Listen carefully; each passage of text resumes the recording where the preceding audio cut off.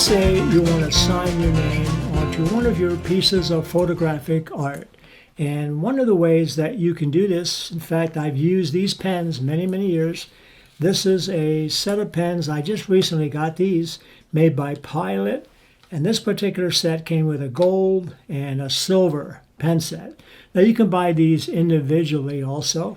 First thing, you want to make sure that you shake up all the, whether it's ink or paint in here. You can hear there's like a little ball bearing in here that mixes the paint when you shake it. Next thing to do is depress the tip gently 2 or 3 times on a piece of scrap paper. We're going to do that now. After we shook it a little bit, mixed it up good, we're going to just press this down 1, 2, 3. So you may have to do it more than 2 or 3 times, but now you can see we have the flow here. There's also a danger warning on the bottom of the back here. It says danger, harmful or fatal if swallowed. So you want to be careful you don't swallow these. So the next thing on the instructions, after we shake it, we depressed it 2 or 3 times. We actually did it more on the scrap paper until the ink started to flow, and then you write with it. So let's go ahead and bring over a photograph that we're going to sign. Now you might want to practice using this pen several times so you don't make a mistake as you're signing. If you do make a mistake, there is a way that you can remove this, but it's better to get it right the first time. So let's give it a whirl and see what happens.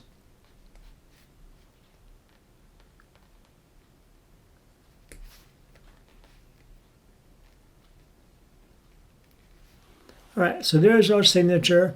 Sometimes we can also add a copyright mark and the date underneath our names. So now this is done using the gold Pilot marker pen, and I've also used other ones through the years that work out equally well. And again, we have gold for most of our images, and we have the silver that I use for black and white images. So one word of caution, after you sign your print, you want to make sure you give it enough time to dry. These take a little bit longer to dry than maybe a felt tip might, but once they dry, they're very solid and permanent.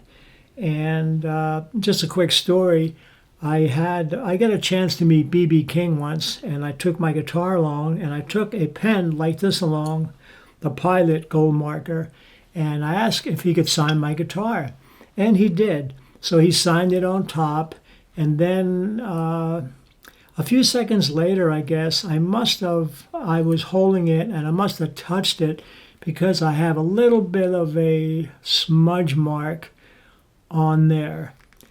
So you want to make sure that when you sign your print or whatever it is that you're signing, give it enough time to dry. There are other markers that you can use, and I've tried several through the years, and there are some good ones. Sometimes you can find a felt tip pen that works out really good if it's fine enough.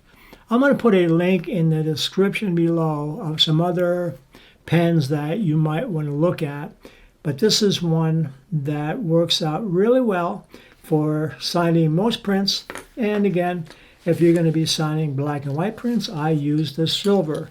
And then these are made by Pilot. It's called a paint marker, extra fine. Now you can also add your signature or your logo electronically if you want to. You can do this in post-production when you're working with a print. This way there's no mess and fuss and worry about smudging.